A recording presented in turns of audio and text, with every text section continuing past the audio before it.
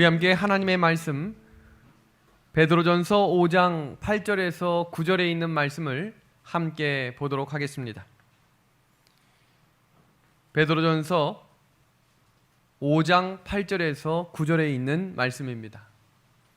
근신하라 깨어라 너희 대적 마귀가 우는 사자같이 두루 다니며 삼킬 자를 찾나니 너희는 믿음을 굳게 하여 저를 대적하라. 제가 최근에 베드로 전후서를 다시 읽으면서 새롭게 깨달은 사실은 사도 베드로는 예수님의 재림을 간절히 소망하며 살았다는 사실을 알게 되었습니다. 사도 베드로가 베드로 후서에 예수님의 날을 기록하며 우리의 삶을 어떻게 준비해야 하는지를 기록했는지 함께 살펴보겠습니다. 우리 이 말씀 한번 같이 읽어볼까요? 베드로서 3장의 말씀입니다. 시작. 그러나 주의 날이 도둑같이 오리니 너희가 어떠한 사람이 되어야 마땅하냐? 거룩한 행실과 경건함으로 하나님의 날이 임하기를 바라보고 간절히 사모하라. 아멘. 아멘. 오늘 이 약속의 말씀을 통해 하나님의 날을 한 번 더 간절히 사모할 수 있는 이 귀한 한 시간이 되기를 간절히 소망합니다. 우리 함께 기도하고 우리 요한계시록 말씀을 시작하겠습니다. 하나님 아버지, 오늘도 주님께서 계획하신 믿음의 길을 따라가길 원합니다. 말씀으로 우리의 길을 밝혀주시고 성령으로 우리의 마음을 붙들어 주시옵소서. 어지럽고 앞이 보이지 않는 세상을 살아가지만 빛 대신 예수님을 보여주시고 밝히 깨닫게 하셔서 우리에게 분부하신 사명을 깨닫고 주님의 도구로 사용하여 주시옵소서. 이제 말씀을 펴겠사오니 함께하여 주시기를 예수 그리스도의 이름으로 간절히 기도하옵나이다. 아멘. 그리스도인의 필수 5가지 신앙 원리가 있습니다. 그 첫 번째는 예수님을 믿음으로 구원받는 원리입니다. 제대로 깨닫고 이해해야 합니다. 마지막 이 부분을 가지고 많은 성도들이 흔들리겠다고 영감의 글은 우리에게 주의를 주고 있습니다. 그리고 두 번째는 구원받은 그리스도인이 살아가는 방법을 깨달아야 합니다. 많은 그리스도인들이 1번에 머물러 있어요. 믿음으로 구원받으면 끝이 나고 한 번 구원받으면 끝난다라고 하는 이 방법은 성경 다니엘과 계시록에서 이야기하고 있는 구원의 방법이 아닙니다. 그리고 세 번째 방법은 구원이 이루어지고 완성되는 역사적인 과정을 함께 배워야 합니다. 구원은 환상으로 이루어지는 것이 아닙니다. 역사적인 시간으로 완성되는 것인데 이 구원이 어떻게 진행되고 언제 무슨 일이 일어날지에 대해 알아야 한다는 것입니다. 그리고 네 번째 원리는 구원을 방해하는 사탄의 전략과 핵심 전술을 알아야 한다는 것입니다. 어떻게 해서든지 구원을 받지 못하도록 만드는 사단의 전략과 핵심 전술을 알아야 우리는 그것을 대응할 수 있다는 것입니다. 그리고 5번째는 사탄의 일을 수행하는 악의 세력들의 정체를 알아야 한다는 것입니다. 사탄은 대부분 본인이 직접 일하기보다 성경에서 이야기할 땐 대리자를 세워서 일하겠다라고 우리한테 이야기하고 있습니다.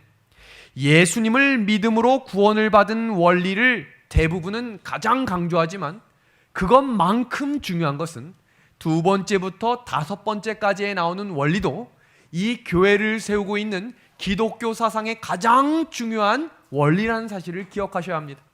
그런데 2번부터 5번을 한 단어로 정리하면 무엇이냐면 바로 성경 예언입니다. 그래서 우리가 이 중요한 내용을 살필 때 우리가 이 내용을 통해 하나님과 더 가까워질 수 있을 것이라는 것을 기억해야 합니다. 영감의 글은 우리한테 이렇게 권면합니다. 하나님의 말씀에 신앙의 기초를 두지 않고 사람의 의견에 신앙의 기초를 두었던 사람들은 이때에 즉시 그들의 견해를 바꾸었다. 마지막 큰 흔들림이 있을 때 많은 사람들이 넘어지겠다는 것을 강조하는 것입니다. 의지가 박약하고 겁이 많은 자들은 조롱하는 자들과 합세하여 다시는 두려워하거나 재림을 기대할 필요가 없다고 주장하였다. 열성 있고 진실한 신자들은 그리스도를 위하여 모든 것을 버리고 전보다 그리스도 앞에 더욱 가까이 나아갔다. 그들은 그들이 확신한 그대로 세상의 최후의 경고를 하였다. 성경이 무슨 책인가라고 하는 것을 우린 다시 정리해야 합니다. 제가 요한계시록을 시작하며 무려 한 달이라고 하는 시간 동안 왜 이렇게 기초에 강조를 두냐면, 우리는 지금 시험을 보기 위해 정답을 찾는 시간이 아닙니다. 우리의 신앙이 견고해져야 그 위에 어떤 말씀이 올라가도 그 집은 무너지지 않는 집이 될 것이기 때문입니다. 그래서 오늘까지 요한계시록의 서론 공부를 마무리하고 다음 주부터 요한계시록 1장 1절을 시작하려고 합니다. 성경은 어떤 책인가? 사실이나 진리를 설명하거나 증명하는 것이 아니고 뭐 하는 것이라고 되어 있어요? 선언이라고 되어 있는 것입니다. 그리고 두 번째는 하나님의 지구 창조와 인류의 역사와 인간의 타락의 배경을 간략하게 설명하고 있습니다. 그 내용이 바로 구약 성경의 초림의 이야기입니다. 그리고 세 번째는 타락하여 죽게 된 죄인을 용서하시고 하나님의 사랑과 구원의 원리를 설명하고 있는 책이 성경이라는 것입니다. 그리고 마지막 네 번째는 인간 구원의 주체가 되시는 예수 그리스도에 대하여 상세하게 증거하고 있다는 것입니다. 이 이야기가 바로 재림과 영생에 기록된 말씀입니다. 붉은 글씨만 한번 다 같이 하나하나 한 단어씩 읽어주시겠습니다. 시작. 초림, 구원, 재림, 영생. 이것이 전체 성경의 주제입니다. 구약과 신약의 초점을 한 번 더 살피면, 구약은 처음으로 오시는 예수님에 대한 이야기. 그 예수님이 오셨죠? 약속의 말씀대로 어디에 달려 돌아가셨어요? 십자가에 달려 돌아가셨죠. 또 약속의 말씀대로 부활하셨지요. 그리고 승천하셨지요. 그리고 그 승천하시면서 약속의 말씀이 있습니다. 내가 어떻게 하겠다고 그랬어요? 내가 다시 오겠다라고 하는 약속의 말씀을 통해 우리를 영원한 하늘나라로 초청하는 이야기입니다. 그래서 그 초림은 죄로부터의 구원입니다. 죄로부터의 구원이에요. 그러나 의인은 넘어지겠다고 했죠. 왜요? 죄악된 세상에서 살기 때문에 그 죄악된 세상에서 영원히 죄를 짓지 않는 자리로 초청하는 이야기가 바로 신약의 이야기입니다. 그래서 구약과 신약은 모두가 다 예수님의 약속에 대해 증거하고 있다고 이야기하는 것입니다. 어느 날 문득 이런 질문이 생겼습니다. 왜 제자들은 변화되지 않았을까? 한 번쯤 해보셨을 만한 질문이죠. 왜 이런 질문을 할 수밖에 없어요? 예수님을 직접 만졌고 예수님을 직접 경험했고 눈앞에서 죽는 사람이 살아났고 눈앞에서 5,000명이 먹는 일들을 목격했으며 실제로 그것을 나누어 주었던 일을 했다는 것입니다. 눈알이 없는 사람의 눈마저도 만드시는 것을 목격했고 입이 벌어지지 않는 사람 벙어리의 입을 열려라 라고 하는 말씀으로 살리시는 일들을 수십 번 보았던 사람입니다. 하물며 수제자 3명은 변화산에 올라가서 어디까지 보고 왔어요? 하늘나라까지 보고 왔어요. 그런데도 뭐하지 않은 거예요? 변화되지 않았어요. 이것은 재림을 기다리고 있는 우리에게도 매우 중요한 의미를 가르치는 것입니다. 신앙생활을 40년 했어도 변화되지 않는 삶, 제자의 삶입니다. 신앙이 언젠가는 뜨거웠는데 어느 순간부터는 세상과 타협하고 말씀이 오히려 나를 걸리적거리게 만드는 삶, 제자의 삶입니다. 그러면 이 제자들이 결국은 예수님을 배신했고 결국은 떠나갔지만 성경 마지막 장면엔 그들은 하나님께 충성을 다하며 목숨을 걸고 하나님을 선포하는 자들이 되었다는 사실은 오늘 우리도 그렇게 될 수 있다는 희망을 주신 것입니다. 그럼 이 약속의 말씀을 통해 제자들은 도대체 어떻게 변화됐는가? 많은 분들은 단순히 성령 하나만을 강조하지만 성령을 받기 위한 준비 자세와 그들의 태도의 변화가 있었음을 우린 성경을 통해 확인하게 될 것입니다. 성경 말씀 마태복음 13장 9절의 말씀을 보면 귀 있는 자는 뭐하라고 되어 있어요? 들으라 라고 되어 있고요. 계시록 2장 7절은 귀 있는 자들이 들어야 한다라고 말씀하시며 그래야 무엇이 맺힌다라고 설명하고 있어요? 열매가 맺힌다 그랬어요. 왜 하나님의 말씀을 듣는 것이 중요할까? 요한복음 5장에서는 하나님의 말씀을 듣는 자라야지만이 뭐 할 수 있다고 되어 있어요? 살아나겠다라고 이야기하고 있어요. 그럼 우리가 먼저 1차적으로 결론을 내리면 제자들이 변화되지 못했던 이유는 무엇일까? 십자가의 지시기 전날까지 예수님은 끊임없이 말씀하셨어요. 예수님이 십자가에 달려 돌아가실 것과 죽으시지만 부활하실 것을 이야기하셨어요. 제자들은 그것을 들었습니다. 그런데 이 글씨를 보세요. 뭐라고 되어 있어요? 그들은 들었지만 뭐 하지 못했어요? 알아듣지 못한 것입니다. 함께 예배를 참여하고 있지만 아멘은 박자에 맞춰 잘할 수 있어요. 눈 감고 있다가도 아멘은 할 수 있어요. 그러나 중요한 것은 이 말씀을 깨닫지 못하면 마음 가운데 열매를 맺을 수 없다는 것입니다. 그래서 하나님께서는 제자들의 삶이 온전히 변화되는 장면을 설명하기 위해 누가복음 24장을 기록하신 것입니다. 누가복음 24장이 시작되는 장면을 살펴보면 두 여인이 등장합니다. 예수님을 너무나 사랑했던 마리아가 예수님의 시체를 살펴보기 위해 갔는데 그 무덤의 문이 열려 있었습니다. 그 무덤을 깜짝 놀라 들어가 보니 예수님 계세요? 안 계세요? 그리고 예수님이 그 여인을 찾아오시기 전에 뭐라고 말씀하셔요? 예수님이 살아나셨다라는 이야기를 듣고 이 여인이 깜짝 놀라 무릎을 꿇었습니다. 그리고 그 소식을 누구에게 전했는 줄 아세요? 제자들에게 전했어요. 그런데 제자들이 믿어요? 안 믿어요? 안 믿어요. 지금 오늘날 우리 눈에 보이는 징조들은 성경 베드로전서 후서뿐만 아니라 성경 마태복음 24장과 곳곳마다 깨어나라, 징조가 있을 것이다, 하나님이 다시 오신다, 눈을 들어 예수를 바라보라 라고 듣긴 들었는데 깨닫지를 못하는 겁니다.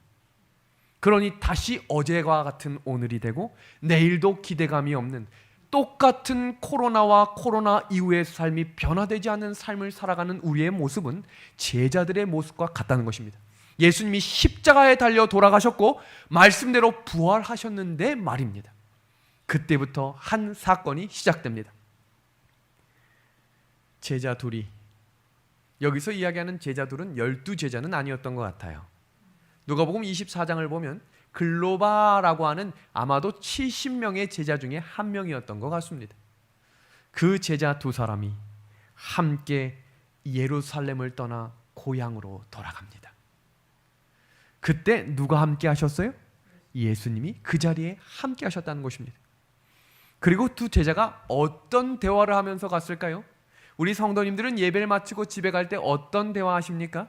오늘 저녁에 야식 뭐 먹을까? 우리 내일은 어디 놀러 갈까?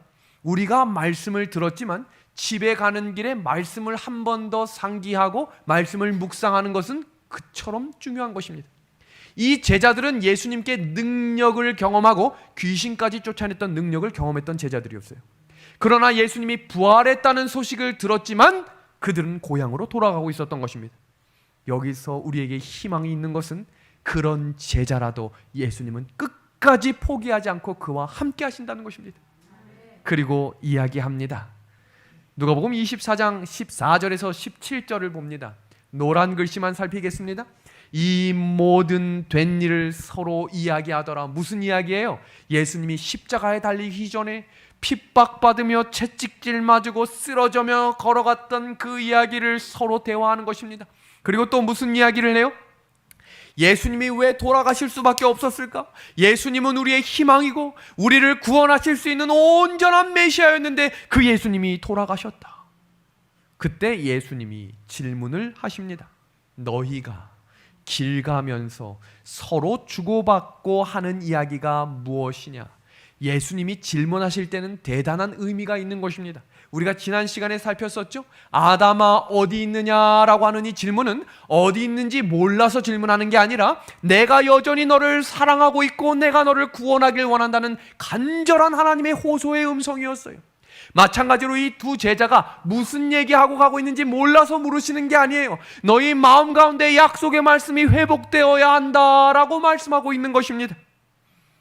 그리고 이어지는 18절의 말씀을 살펴보면 다음과 같이 말씀하고 있습니다. 글로바라 하는 자가 대답하여 이르되 당신이 예루살렘에 체류하면서 요즘 거기서 된 일을 혼자만 알지 못합니까? 라고 이야기합니다. 그때 예수님이 뭐라고 대답하시는지 한번 살펴보겠습니다. 이르시되 무슨 일이냐? 이르되 나사렛 예수의 일이니 그는 하나님과 모든 백성 앞에서 말과 일에 능하신 선지자이거늘 우리 대제사장과 관리들이 사형 판결에 넘겨주어 십자가에 못 박았느니라. 우리는 이 사람이 이스라엘을 속량할 자라고 바랐노라. 이뿐 아니라 이 일이 일어난 지 얼마나 지났대요? 사흘째가 지났습니다. 그때 예수님이 그 두 제자에게 뭐라고 말씀하시는지 한번 보겠습니다. 우리 노란색 글씨 한번 같이 읽어주시겠습니까? 시작. 그가 살아나셨다 하는 천사들의 나타남을 보았다 함이라. 뭐라고 말씀하시는 거예요? 그 죽었다고 말하는 너희의 그 예수님이 지금 뭐 했다는 거예요? 살아나셨다라고 선포하는 것입니다. 우린 이 살아나신 예수님의 소식을 들었습니다. 그리고 약속의 말씀대로 다시 오신다라고 하는 약속의 말씀을 들었습니다. 그럼 변화돼야 되는 거예요. 그럼 일어나야 되는 것입니다. 이 약속의 말씀, 이 말씀 가운데 뭐라고 되어 있냐면 이 일들을 보거든 너희가 머리를 들어라 라고 말씀하고 있습니다.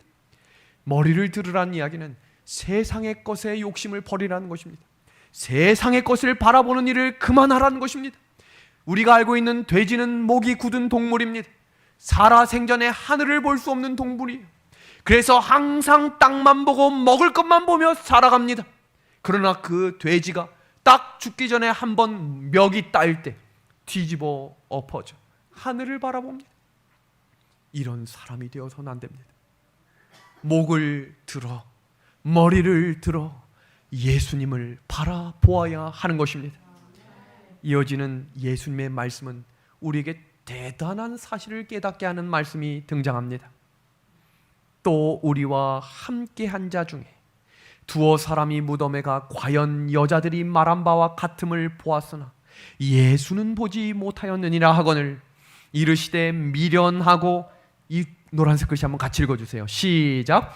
선지자들이 말한 모든 것을 마음에 뭐하는 자들이요? 더디 믿는 자들이요 라고 되어 있습니다.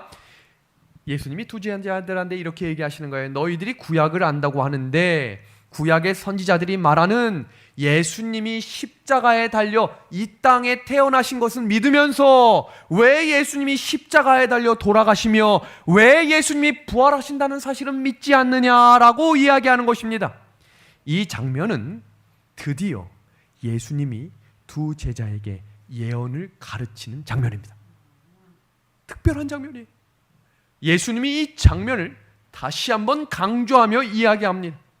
그리고 이 장면 속에 이어지는 장면을 한번 읽어주시길 바랍니다. 누가복음 24장 27절의 말씀입니다. 시작. 이에 모세와 모든 선지자의 글로 시작하여 모든 성경에 쓴 바 자기에 관한 것을 자세히 설명하시니라.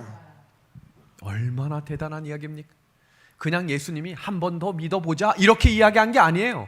너희들 배웠던 거 한 번 더 복습해보자 이게 아니에요. 모세 오경부터 시작된 예수님의 예언의 말씀, 잠시 전에 읽었던 요한복음 5장의 말씀 기억하십니까? 이 모든 성경은 누구에 대해서 증거하는 거라 그랬어요? 예수 그리스도에 대해서 증거하는 것이라고 했지요. 예수님께서 모세 오경부터 선지서에 나오는 모든 예수님의 예언의 말씀을 하나도 빠짐없이 그 두 제자에게 가르쳐주기 시작한 것입니다. 어떻게 태어날 것이고 어떻게 돌아갈 것이며 어떻게 부활할 것인지를 제자들에게 가르쳐 주시기 시작합니다. 그때 깊은 깨달음이 오기 시작합니다. 그 두 제자가 언제 도착했는지 모르게 집에 도착했던 것 같아요. 그때 예수님이 다시 돌아가시려고 하자 그 두 제자가 강권했다고 되어 있어요. 우리 집에 들어오십시오 라고 이야기합니다. 왜요? 그 약속의 말씀을 더 듣고 싶었기 때문입니다. 그리고 음식이 차려지고 손을 모아 기도할 때 그들이 깜짝 놀랍니다. 왜 놀랐을까요? 드디어 예수님의 손을 본 것입니다. 이분은 죽었다가 살아나신 예수 그리스도이심을 깨닫게 된 것입니다. 예수님 하려고 했더니 예수님이 이미 사라지고 없으셨어요. 어디로 가신 거예요? 예수님이 드디어 다락방에 모여 기도하고 있었던 제자들을 찾아가십니다. 그럼 찾아가신 이 제자들에게 무엇을 하셨을까요? 아이고 반갑다 얘들아, 내 손 좀 봐라, 내가 죽었다 살아난 예수다 라고 이야기하시지 않았어요. 그들에게 무엇을 가르쳤는지 보세요. 깜짝 놀랄 만한 말씀입니다. 누가복음 24장 44절에 있는 말씀입니다. 또 이르시되 내가 너희와 함께 있을 때에 너희에게 말한 바 곧 모세의 율법과 선지자의 글과 시편의 나를 가리켜 기록된 모든 것이 이루어져야 하리라 한 말이 이것이니라. 뭐가 시작된 거예요? 두 제자에게 가르치셨던 구약 성경 전체에 나와 있던 예언의 말씀을 한 번 더 깊이 연구하며 가르치는 일들이 시작되었다는 것입니다. 예수에 관한 모든 것을 밝히 풀어 말씀하시고, 그래서 예언의 말씀을 따라 부활하시고, 그제서야 제자들이 정신이 번쩍 들었던 것입니다. 그가 예수님이시고 메시아이며 그리스도이심을 1%도 의심하지 않고 확신하게 된 것입니다. 믿음의 하늘 가족 여러분, 예수님에 대한 믿음은 기록된 말씀과 성취를 통해 우리 속에 들어올 때 그것이 제대로 된 신앙의 기초가 된다는 것을 기억하셔야 합니다. 어떤 분들은 꿈에서라도 예수님을 보게 되면 확실히 믿을 텐데 라고 이야기하고, 또 어떤 분들은 지금 우리 집에 문제가 해결되면 내가 예수님 잘 믿겠습니다 라고 이야기하지만 그 문제만 해결되는 즉시 잊어버리게 될 것입니다. 너무 기도만 하시고 성경을 보지 않으면 거짓 영이 듭니다. 성경에 나타난 균형진 말씀을 배우고 그 말씀 속에 살아있는 약속의 말씀의 성취를 바라볼 때 우리의 믿음이 자라나게 되는 것입니다. 그 믿음이 제자들에게 확신으로 들어섰을 때 그들이 예수님을 버리지 않게 된 것입니다. 그들 마음 가운데 그릇이 준비되었던 것입니다. 성령의 역사하심이 들 때까지 이곳에 머물라라고 하는 예수님의 말씀을 순종하게 되었던 것입니다. 그랬던 이유는 자기 고집 때문이 아니었어요. 내가 이제 한번 죽더라도 한번 지켜봐야겠다 이런 믿음이 아니라 약속의 말씀을 배웠을 때 그 말씀이 성취되는 것이 눈앞에 펼쳐지는 것을 경험한 그들은 흔들리지 않는 믿음을 가지게 되었던 것입니다. 지금 이 그림을 한번 보시겠어요? 예수님이 초림하실 때 그 엄청난 소식, 그 기쁨의 소식을 누가 제일 먼저 들었는지 아시지요? 누가 먼저 들었어요? 목자들입니다. 왜 들에서 양을 치던 목자들에게 천사가 찾아가서 제일 먼저 이야기했을까요? 착해서 그랬을까요? 아니면 검소하게 살아서 그랬을까요? 왜 그랬을까요? 너무나 궁금했습니다. 영감의 글에 그 이유를 명확히 이야기했어요. 그들이 착했기 때문이 아니에요. 그들이 착한 일을 많이 하고 평범하게 살았기 때문이 아니에요. 그들이 했던 한 가지 말씀에 대한 사랑이 있는데 보십시오. 그 목자들은 비록 목동의 일을 하고 있었지만 구약의 약속의 말씀 메시아의 오심을 진실하게 애타게 기다리고 있었다. 예언에 대해 깊은 관심을 가지고 깊은 생각과 함께 메시아를 기다리고 있었기 때문에 천사들이 그들에게 간 것이다. 예수님의 재림을 기다리십니까? 진실하고 애타게 기다리며 예수님의 예언의 말씀을 깊이 연구할 때 성령의 음성을 경험하게 되실 것입니다. 데살로니가 전서에는 사도 바울이 똑같은 재림의 장면을 놓고 두 가지 장면을 설명합니다. 주의 날이 도둑같이 올 것이다 라고 이야기하고 있습니다. 이 장면을 보면 너무나 두려워요. 도둑같이 온다는 말은 언제 올지 모르기 때문에 준비할 수가 없어요. 매일매일 긴장된 삶으로 살라는 것일까? 그런데 여기서 중요한 것은 임신한 여자에게 해산의 고통이 이름과 같이 멸망이 갑자기 그들에게 이르겠다라고 이야기하는 장면은 징조와 예언이 있겠다는 것입니다. 그러나 그들은 그것을 무시하고 그것을 거절했기 때문에 예수님이 주시는 말씀을 들었지만 뭐하지 못한 거예요? 깨닫지 못하는 자들이 되겠다는 것입니다. 바로 이어지는 구절 속에 분명한 말씀으로 이렇게 말씀하고 계십니다. 우리 한번 첫 문장 한번 같이 읽어주시겠습니까? 형제들아, 시작. 형제들아, 너희는 어둠에 있지 아니하매 그날이 도둑같이 너희에게 임하지 못하리니. 뭐라고 되어 있어요? 뭐라고 되어 있어요? 도둑같이 임하지 못하겠다라고 그랬어요. 세상에 같이 살고 있는 사람이지만 어떤 사람들에게는 도둑같이 오겠다라고 이야기하셨지만 어떤 사람들에게는 도둑같이 임하지 않겠다라고 이야기했어요. 그 사람들을 뭐라고 이야기했어요? 붉은 글씨 다음에 너희는 다 빛의 아들들입니다 라고 이야기했습니다. 빛의 아들들은 어떤 사람들일까? 그 사람들은 예언의 말씀을 연구하며 깨닫고 순종하는 사람이라 그랬어요. 그리고 하나님이 보여주시는 징조들을 바라볼 때 그 징조에 반응하며 깨어 준비하며 하늘을 간절히 사모하는 목자들과 같은 심령으로 이 땅을 살아가는 것입니다. 역대하 7장의 말씀 속에는 마지막 시대를 살아가는 성도들에게 마지막 징조들을 두 문장으로 이렇게 정리했어요. 혹내가 하늘을 닫고 비를 내리지 아니하거나, 혹 메뚜기들이 토산을 먹게 하거나, 혹 전염병이 내 백성 가운데 유행하게 할 때, 그때 우리에게 뭘 하라고 말씀하셨나요? 노란 글씨입니다. 내 백성이 그들의 악한 길에서 떠나 스스로 낮추고 기도하여 내 얼굴을 찾으면 사랑입니다. 은혜입니다. 기회를 주시는 거예요. 징조들을 보여주고 계신 것입니다. 그때 무엇을 하라는 거예요? 일어나 머리를 들라는 것입니다. 제가 지난 안식일 설교를 마치고 여러분들이 카톡을 보내셨어요. 이제 제가 예언의 말씀을 자주 설교하다 보니까 전국 각지 8도 세계에서 예언의 말씀과 연관된 메시지들이 많이 옵니다. 깜짝 놀랐어요.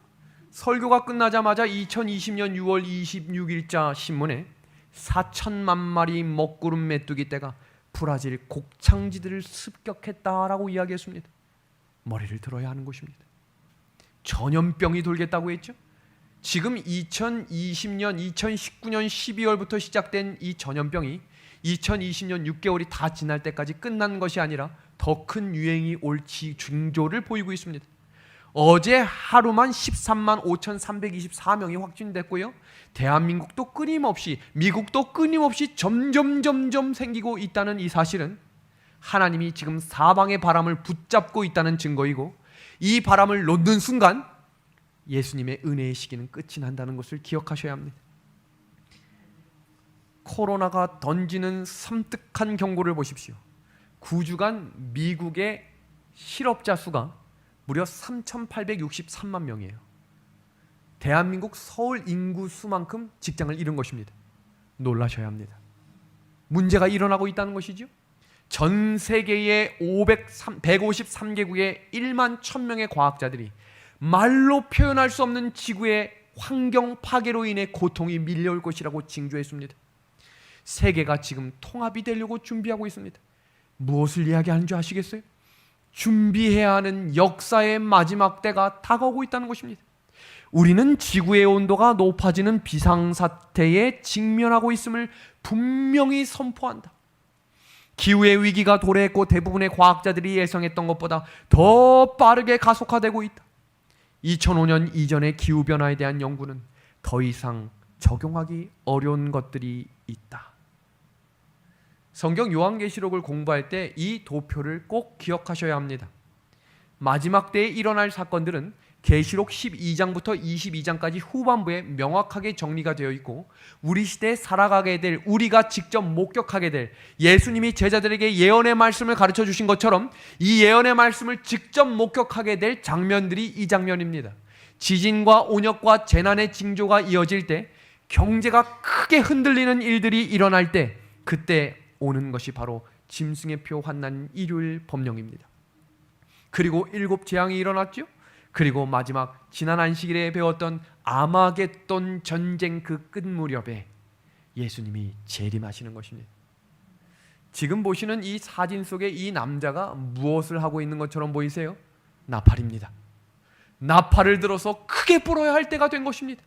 성경은 그 사람을 파수꾼이라고 부르며 예수님을 대신해 그들에게 경고해달라고 부탁하고 있습니다. 예수님이 노아 시대에 직접 말씀을 선포하실 수 없어서 노아를 부르신 건가요? 노아 한 사람이 120년 동안 부르는 것보다 하나님이 큰 목소리로 임재해서 말씀하시면 세계가 뒤집히지 않을까요? 왜 예수님은 엘리야를 보내서 사람들에게 예수님을 믿으라고 선포했을까요? 왜 예수님은 모세 한 사람을 불러, 왜 예수님은 아브라함 한 사람을 불러 그 일들을 맡기신 것일까요? 성경은 천사도 할 수 없는 일들을 우리에게 맡기시겠다고 했습니다. 그 일들을 우리에게 분부하시며 사명으로 맡겨주신 것입니다. 이런 일이 시작되거든 일어나 머리를 들라. 도대체 이런 일이 시작될 때 머리를 든다는 의미가 무엇일까? 초대교회를 살펴보니 명확하고 분명하게 우리한테 가르쳐주고 있습니다. 예수님을 따르던 제자들이 대실망을 했지요. 그 이유가 뭐예요? 하나님의 나라에 대한 오해 때문이었어요. 예수님이 십자가에 달려 돌아가셨지요. 그때 어떤 일이 일어났어요? 대실망이 일어나 엠마오의 두 제자도 떠났고 모든 제자들이 도망을 갔습니다. 그러나 그때 예수님이 하셨던 일이 무엇인지를 기억하십시오. 다시 뭘 공부시키셨어요? 예수님이 부활하시고 40일 동안 하신 일이 무엇인지를 기억하셔야 합니다. 제자들에게 예언의 말씀을 가르치셨어요. 그리고 그때 무슨 일이 일어난 거예요? 성령의 역사가 일어났던 것입니다. 그때 초기 교회가 탄생하며 복음 전파의 사명이 이루어진 것이 역사적인 사실입니다.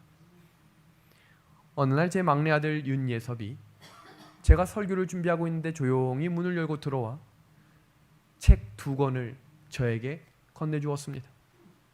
저희 가족은 1년에 한 번 가족 여행을 통해 충전하는 시간을 가지려고 노력하고 있습니다. 매년마다 함께 시간을 보내려고 준비했는데 올해는 어디 갈 곳이 없어요. 코로나 때문에 갈 곳이 없어요. 근데 매년마다 예섭이가 지금 8살이기 때문에 6살, 5살, 4살에 다녀왔던 것들을 다 책으로 만들어 놨거든요. 그럼 그 책을 이렇게 보면 이 아이가 기억해요, 못해요? 기억을 잘 못해요. 그래서 제가 그 아이가 다녀왔던 곳, 그때 생각했던 기분, 그때 먹었던 아이스크림, 그때 이야기했던 대화들을 이야기해주면 어느 순간 이 아이가 암기하듯이 그것을 설명합니다. 성경을 그렇게 봐야 하는 것입니다. 때에 따라 정기적으로 말씀을 공부하며 생각해 보시면 우리가 언제 뜨겁게 말씀을 연구하며 공부했던 시간이 있는지를 살펴보세요. 분명히 안식일 해가 지기까지 5시간, 6시간을 둘러앉아 함께 성경을 공부했던 일들이 언제인지를 보세요. 우리가 차를 타고 버스를 타고 2시간이 걸리는 거리를 가더라도 성경 말씀을 반드시 들고 가 함께 말씀을 폈던 그때를 기억해 보십시오. 교회를 오면서 성경을 안 들고 오시는 분들이 대부분입니다. 스마트폰 때문일까요? 무거워서 안 들고 오는 분들이 많아요. 약속의 말씀이라고 하는 이 성경이 우리 손에서 놓쳐지지 않도록 예수님이 부활하셨을 때 그 제자들에게 들려주셨던 그 성경이 우리 손에 들려지게 되기를 우리 예수님의 이름으로 간절히 소망합니다. 몇 해 전 개신교회 사람들에게 리서치를 했어요. 당신은 성경을 읽고 계십니까? 라는 질문에 10명 중 8명이 성경을 거의 안 읽는다라고 이야기했어요. 제가 분명하고 명확하게 말씀드립니다. 유튜브를 통해 말씀을 듣는 것에 만족하시면 안 돼요. 하루 7시간, 8시간 듣는 것이 다가 아니에요. 흘러가는 말씀은 다른 한쪽으로 흘러가기 때문입니다. 우리가 함께 기도함으로 자리에 앉아 성경을 읽는 시간이 있어야 합니다. 물론 눈이 보이지 않아 어렵게 말씀을 듣는 분들도 있다는 소식을 들었습니다. 그런 분들은 기도하는 마음으로 말씀을 들으십시오. 여기 보시면 깜짝 놀랄 만한 이야기가 있습니다. 매주 성경을 읽는다라고 하는 사람이 19.5%밖에 안 됐어요. 그리고 매주 성경을 읽는 평균 시간이 1시간 45분, 굉장히 많이 읽는 것처럼 느껴지시면 뭔가 잘못된 겁니다. 이것은 일주일의 시간 중에 1%밖에 안 되는 시간이에요. 우리가 하고 있는 대부분의 일들이 얼마나 많은 시간 중에 예수님을 기다리고 있다고 이야기하며 성경을 읽지 않는다는 것은 굉장히 모순된 일이라는 사실입니다. 성경의 주인공들을 살피며 지난 시간에 배웠던 내용 중에 우리 아들, 아이, 여자의 후손 예수님에 대해서만 오늘 잠시 살피고 오늘 공부를 정리하겠습니다. 아이가 누구라고 설명드렸어요? 이사야 9장 6절에 한 아기가 우리한테 나시는데 그분은 하나님의 아들 기묘자요 묘사라라고 이야기하고 있죠. 그리고 갈라디아 4장 4절 5절에는 때가 참에 하나님이 아들을 보내어 여자에게 나게 하셨다라고 이야기하고 있습니다. 이 예수님에 대한 명확히 이해하셔야 성경 요한계시록을 이해할 수 있습니다. 마태복음 1장에 족보가 나오는 거 알고 계시죠? 그런데 그거 아시나요? 사람은 죽은 다음에 족보가 기록이 됩니다. 그런데 예수님은 태어나시기 전에 족보가 기록됐다는 거예요.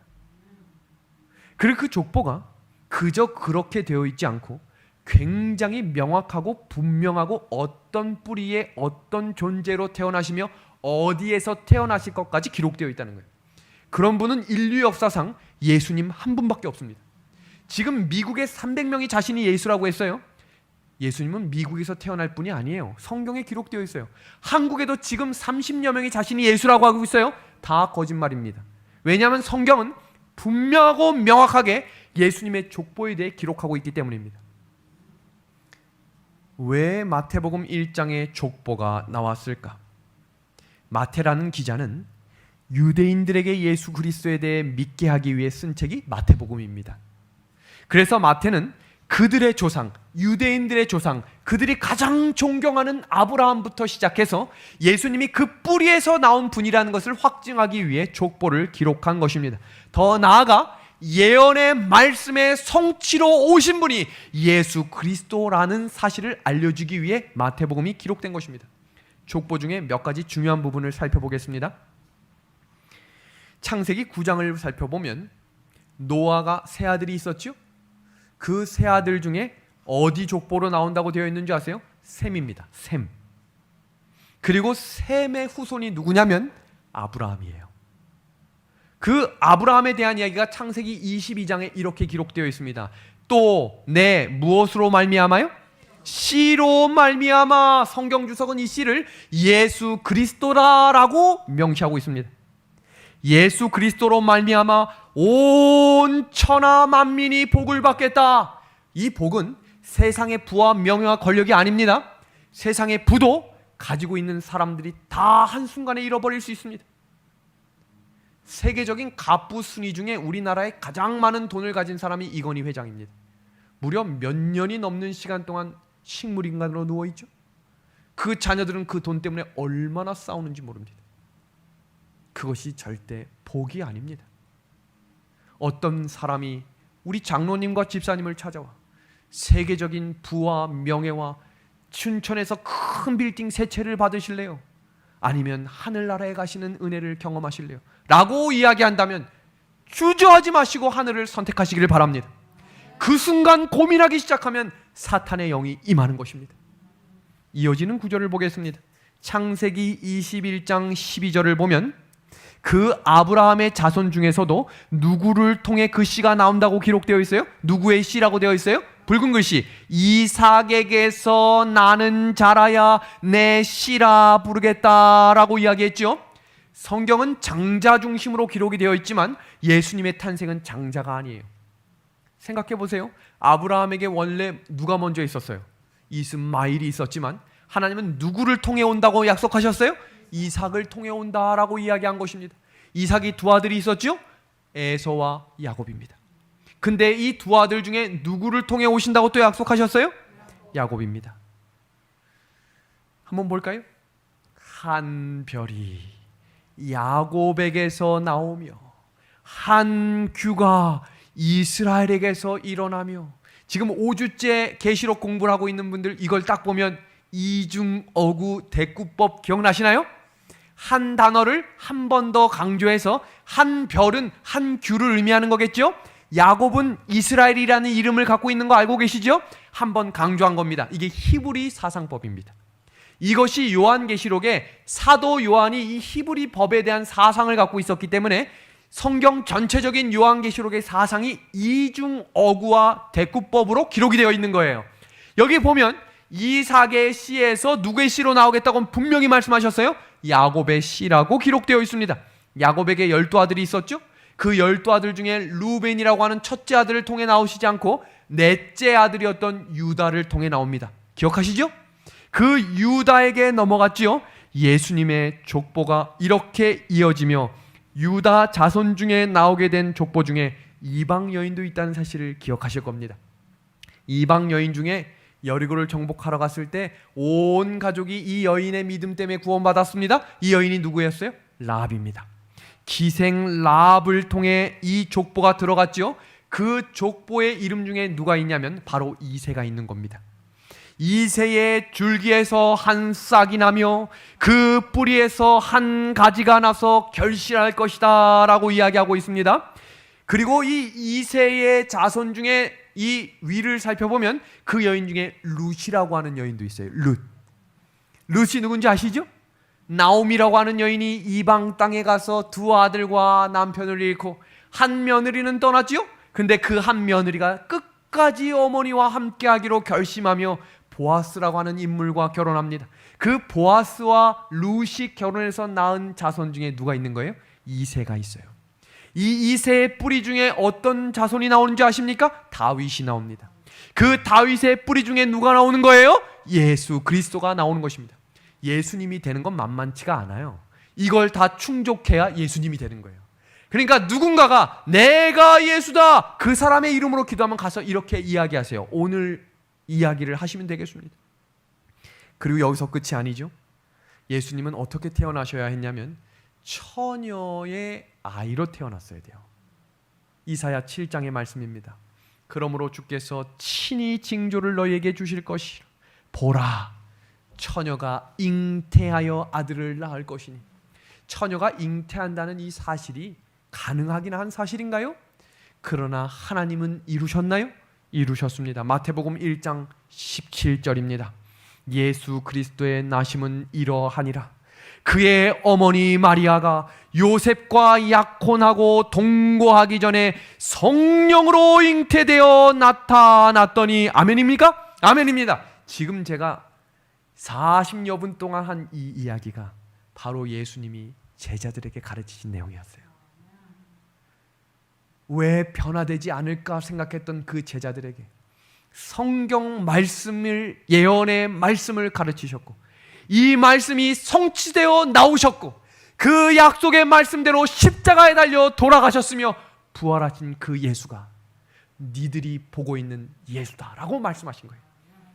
그리고 말씀하신 창세기 3장 15절의 말씀, 선악의 싸움을 설명하신 것입니다. 이 선악의 싸움은 지금도 이어지고 있습니다. 너무나 중요한 싸움이에요. 중간이 없어요. 반드시 둘 중에 한 편을 선택해야 합니다. 예언은 나의 구원에 초점을 맞춘 것이 아닙니다. 너무나 중요한 말씀이기 때문에 집중해서 들으시길 바랍니다. 예언은 사탄이 교회를 어떻게, 진리를 어떻게 공격할 것인가에 초점을 맞추고 있어요. 길을 제시해주는 책이 예언서라는 것입니다. 우리의 구원은 예언의 메시지를 받아들이는 태도에 따라 결정될 것입니다. 예수님 탄생 당시에도 그랬어요. 예수님의 탄생을 어떻게 이해하고 받아들였는지에 따라서 그 당시의 구원이 결정되었습니다. 각 시대에 따라 예언의 말씀을 받아들이는 태도에 따라 구원이 결정지어지게 될 것입니다. 다음 주부터 요한계시록 이 1장 1절은 어떻게 시작하는 줄 아세요? 예수 그리스도의 계시라. 그러니 예수님을 모르면 계시록을 이해할 수가 없는 거예요. 선악의 싸움이 무엇인지를 모르면 계시록이 왜 이렇게 연계가 되는지를 이해할 수 없는 것입니다. 우리의 승리를 통해 선악의 싸움 과정을 읽으며 오늘 마무리를 하겠습니다. 하나님께서는 여자의 후손을 보내시기 위하여 씨를 준비하셨는데 그 씨로 택함을 받은 사람이 누구였지요? 아브라함이었습니다. 여자의 후손은 아브라함으로 시작된 이스라엘 민족을 통해서 태어날 것이고, 뱀은 그들을 멸절시키기 위하여 이스라엘 주변의 강대국들을 이용하였습니다. 사단의 온갖 방해에도 불구하고 여자의 후손 예수님은 예언에 따라 정한 시기에 정한 장소에 태어나셨습니다. 네 번째는 사단은 자기의 머리를 상하게 할 여자의 후손 예수 그리스도를 죽이려고 집요하게 시험하고 공격하였습니다. 예수님은 무지하신 중에 십자가에 죽으셨고 인류의 죄를 대속하셨으며 다시 온다는 약속을 남기고 하늘로 가셨습니다. 사단은 예수님을 통해 이 땅에 남겨진 여자 교회를 멸절하기 위하여 필사의 노력을 하지만 누가 승리합니까? 교회는 마침내 승리할 것입니다. 그리고 예수님께서 승리한 성도들을 구원하시기 위해 재림하실 것입니다. 마지막으로 마치는 말씀, 우리 한번 붉은 글씨를 다 같이 한번 읽고 오늘 말씀을 줄이겠습니다. 시작. 끝으로 형제들아, 너희는 내게 배우고 받고 듣고 본바를 행하라. 이어지는 말씀 보세요. 그리하면 평강의 하나님이 너희와 함께 계시리라.